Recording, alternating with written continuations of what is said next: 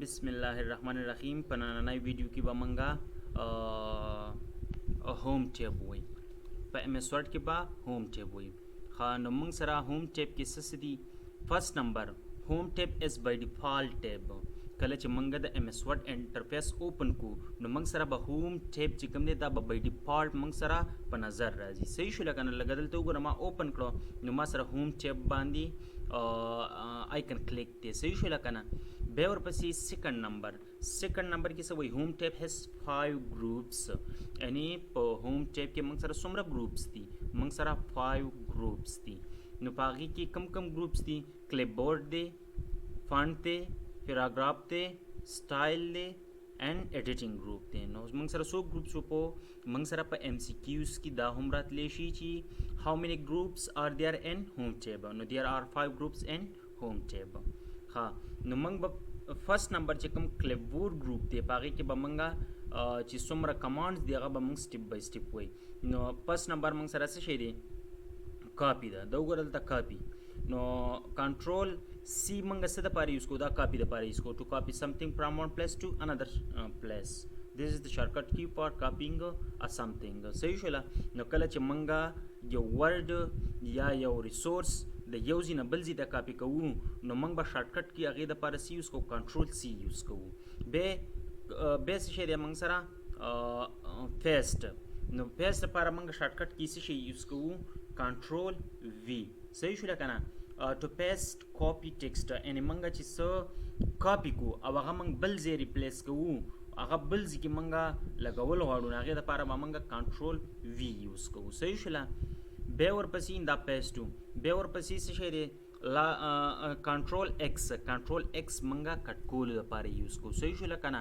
موږ چې څه کټ کونه غواړو د یو ځای نه موږ چې د دې ځای نه ختم شو په بل ځای کې موږ پلیس کړو نو هغې دپاره به موږ کنټرول ایکس یوز کوو.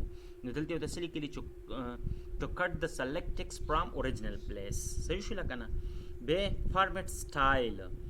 یعنی فارمیټ سټایل څه ته وایي؟ از یوز فار ټو کاپي د سټایل لایک فونټ سایز اینڈ کلر ایټسټرا. ما سره سپوز دلته دا شارټکټ کی دی. صحیح شوله؟ دا نو زه دا که کاپي کونه غواړم بل ځای ته کاپي کول غواړم نو زه به سمپل جسټ کنټرول سی ووایم. نو زه چې کنټرول سی ووایم زه دلته راشم او زه دلته کنټرول بیا دا پیسټ کوم. کنټرول سی خو موږ ویل ما کاپي کړو نو اوس یې پیسټ کول غواړم. صحیح شوله؟ نو هغې دپاره به زه شارټکټ کې کنټرول وی یوز کوم. نو زه به کنټرول وی دلته ووایم. نو دا وګوره ما سره دغه ټیکسټ کاپي شو. زه وایم چې ما سره کم کلرز یا کم سټایلز یا ما کم فونټ امپلیمنټ کړي دي نو زه وایم چې هغه ما سره دغه شي کاپي شي.